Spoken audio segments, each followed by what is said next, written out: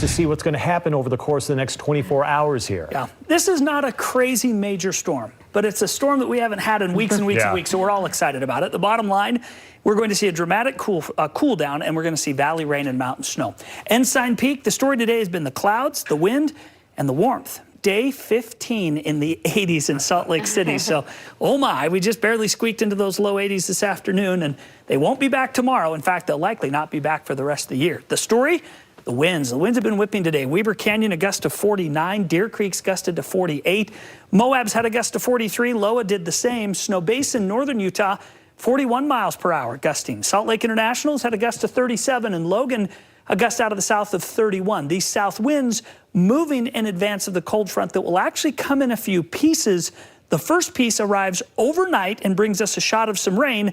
Then the stronger, colder piece comes in tomorrow afternoon and evening and does much of the same. So this little bit of moisture that we're seeing in Utah right now, it's kind of the precursor. It's being drawn in ahead of this main cold front. So it isn't connected to our storm system. It's actually more in part around that high and some of the moisture that's being lifted to the north as this front approaches. However, as the front comes through, the winds are going to shift overnight, and we're going to see rainfall through the morning. So look what happens. This precipitation wanes tonight.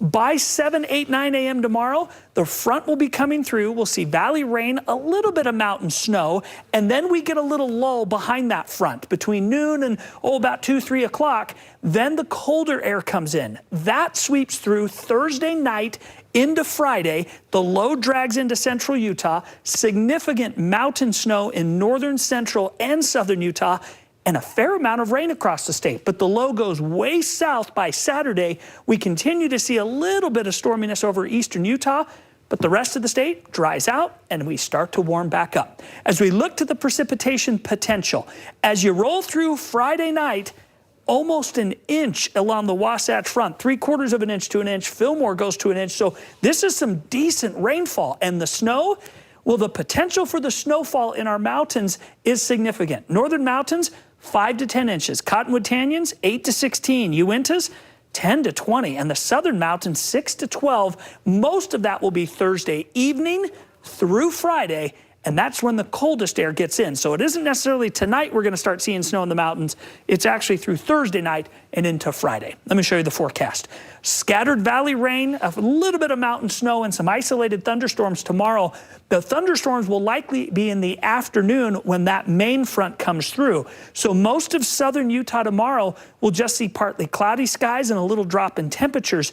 The rain will actually get there with the Thursday night, Friday piece. So Friday, we get valley rain in St. George, highs only in the 50s. We'll get back to the 60s and 70s and even some 80s as we head through next week in another dry pattern.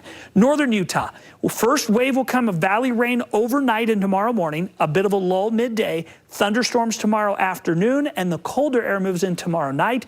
And that's what will turn the valley rain into a little rain-snow mix on the benches, and yes, some mountain snow. 51 for the high on Friday, low of 37, and then we just gradually climb back, but we get to the 70s this time for our peak instead of the 80s, so that's just a couple of degrees above normal. I think you can say goodbye to those record 80s, but nice changes coming. We desperately need the water. It'll help with our wildfire, and it will definitely boost the water supply up in those mountains. Okay, we'll take it. Thank you, Kevin. You bet. Bye, 80s. We'll be right back.